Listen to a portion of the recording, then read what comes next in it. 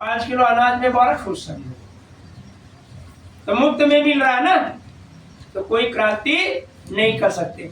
और जो क्रांति नहीं कर सकते वो शासक नहीं बन सकते। शासक बन सकते क्या? और जब शासक नहीं बन सकते तो अपनी माँ बहन की इज्जत आप आबरू बचा नहीं सकते। बचा पाओगे?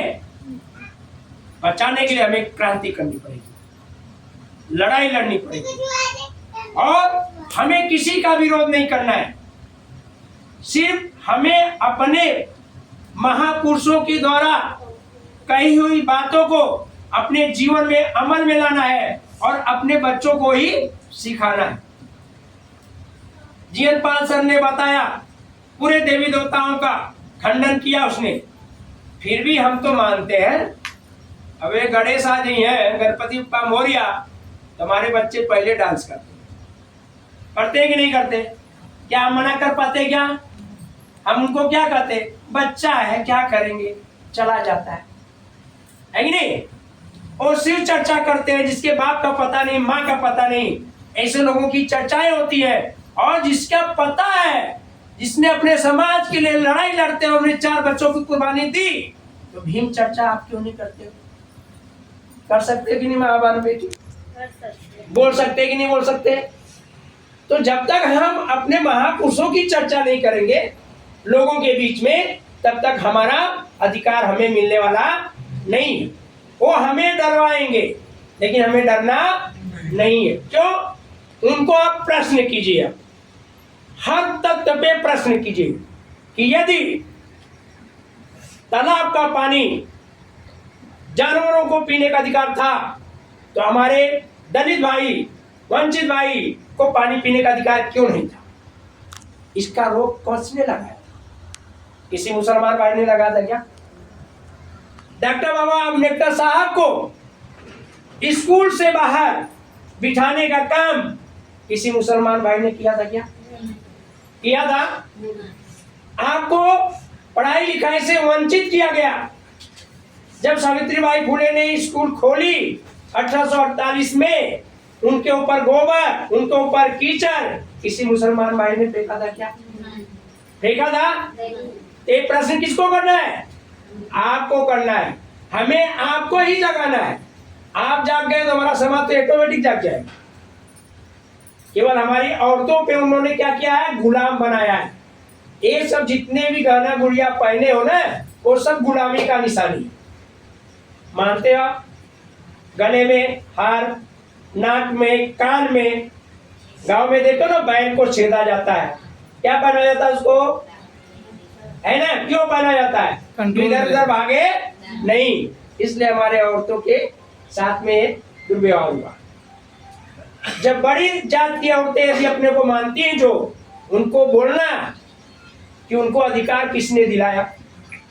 हिंदू कोड बिल 1951 में जब डॉक्टर भीमा अम्बेडकर जी ने हिंदू कोड के बिल की लड़ाई लड़ रहे थे, तब पंडित जवाहरलाल नेहरू ने उनको मानने के लिए तैयार नहीं थे। लेकिन कब माने? जब 148 सांसद डॉक्टर भीमा अम्बेडकर के साथ में बाहर निकल गए, तब उन्होंने हिंदू कोड बिल लाया। और हिंदू कोड बिल क्या है? महिलाओं को समान अधिकार देने का काम, महिलाओं को शिक्षित करने का काम किसने किया? डॉक्टर भीमा अम्बेडकर। उनकी भी औरतें, उनको बोलो कि जब तुम्हारे महापुरुषों को समय मिला, उन्होंने मनुवाद लिखा। जब हमारे महापुरुषों को समय मिला, डॉक्टर भीमा अम्बेडकर को, उन्होंने संविधान लिखा कि नहीं लिखा? अधिकार किसको मिला? सब मतलब समान, है कि नहीं? लेकिन उनमें नहीं था। ढोल गवार पशु शूद्र नारी तीनों तारण का अधिकारी, क्या किसी मुसलमान भाई ने लिखा है क्या? लिखा है? कौन लिखा? पंडित। पंडित नहीं, ब्राह्मण। कौन लिखा? ब्राह्मण। तो क्या उसको आप मानोगे? मानोगे क्या? सती प्रथा, पति के मरने के बाद पत्नी को जला दिया जाएगा चिता में, ये किसने निकाला? किसी मुसलमान भाई? आज हिंदू एक हो जाओ, गौर से हिंदू एक हो जाओ। क्यों? जब हिंदू एक होगा तो उसका ठेकेदार कौन होगा? बोलो। तो क्या आपको एक होना है? नहीं ना, इसीलिए वो चिल्ला रहा है। वो हिंदू से लेना देना नहीं है। यदि होता हिंदू की बात तो अपने ग्रंथों में कहीं भी हिंदू का जिक्र नहीं है। चाहे वे रामायण लिखा, चाहे महाभारत लिखा, चाहे पुराण लिखा, चाहे जो भी लिखा है, कहीं हिंदू शब्द नहीं है क्या? दयानंद सरस्वती ब्राह्मण समाज से आते थे, उन्होंने आर्य समाज की स्थापना की, हिंदू समाज की नहीं किया। जब ब्राह्मणों को बोला गया कि भाई तुम्हारा ही समाज हिंदू मानने से इनकार किया, बोला हिंदू एक गाली है, तो बोले वो छोड़ो, जाने दो। उनका क्या नाम क्या है? चित्त भी मेरी पट भी मेरी। वो तो उस समय बोले थे ना, वो सत्ता पे पाने के लिए वो कुछ भी करने के लिए तैयार है।